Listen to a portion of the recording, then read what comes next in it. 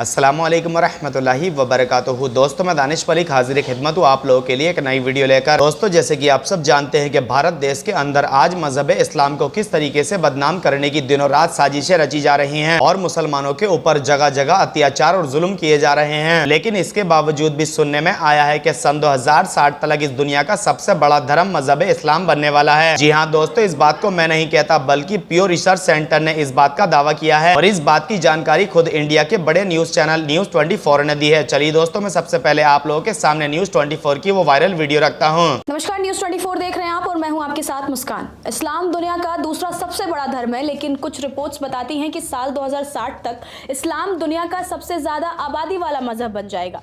आज की तारीख में इस्लाम दुनिया का सबसे तेजी से बढ़ता धर्म है और कई कारणों की वजह से मुस्लिम आबादी बहुत तेजी से बढ़ रही है। प्यू रिसर्च सेंटर की एक नई रिपोर्ट के अनुसार अगले 35 सालों में वैश्विक मुस्लिम आबादी में 70% की जबरदस्त वृद्धि होगी और 2060 तक ये 3 अरब के आंकड़े को पार कर सकती है। उस समय इस्लाम ईसाई धर्म को पीछे छोड़कर दुनिया का सबसे बड़ा धर्म बन जाएगा। फिलहाल मजहबों की स्थिति क्या है वो आपको बताते हैं। प्यू रिसर्च की इस रिपोर्ट के अनुसार अभी दुनिया की 7.3 अरब आबादी में से 31% लोग ईसाई हैं, जो इस दुनिया का सबसे बड़ा मजहब बनाता है।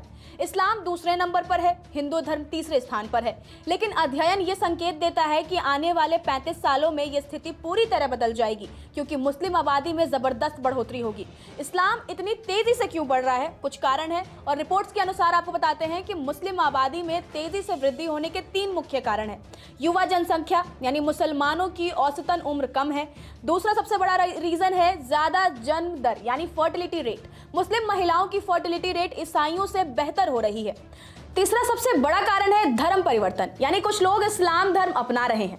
दुनिया की जनसंख्या और इस्लाम का बढ़ता ग्राफ। रिपोर्ट्स के अनुसार 2060 तक वैश्विक आबादी में लगभग 32% वृद्धि होगी, लेकिन मुस्लिम आबादी में 70% की वृद्धि अनुमानित है, जो कि वैश्विक औसत से 2 गुनी है। प्यू रिसर्च ने यह विश्लेषण 2015 से 2060 की 45 साल की अवधि के लिए किया है। 2015 में दुनिया में मुस्लिम आबादी 1.8 अरब थी और ये 2060 तक 3 अरब से अधिक हो सकती है। विकासशील देशों में मुसलमानों और ईसाइयों की उच्च प्रजनन दर और कम मृत्यु दर के कारण जनसंख्या तेजी से बढ़ रही है। विशेष रूप से उप सहारा अफ्रीका यानी सब सहारन अफ्रीका में 2050 तक 12% की वृद्धि की संभावना है। 2010 के आंकड़े क्या कहते हैं, चलिए आपको बताते हैं। प्यू की 2010 की रिपोर्ट के अनुसार दुनिया के 34% मुसलमान 15 साल से कम उम्र के थे। 60% की उम्र 15 से 59 साल के बीच की थी। सिर्फ 7% मुसलमान 60 साल से ऊपर के थे।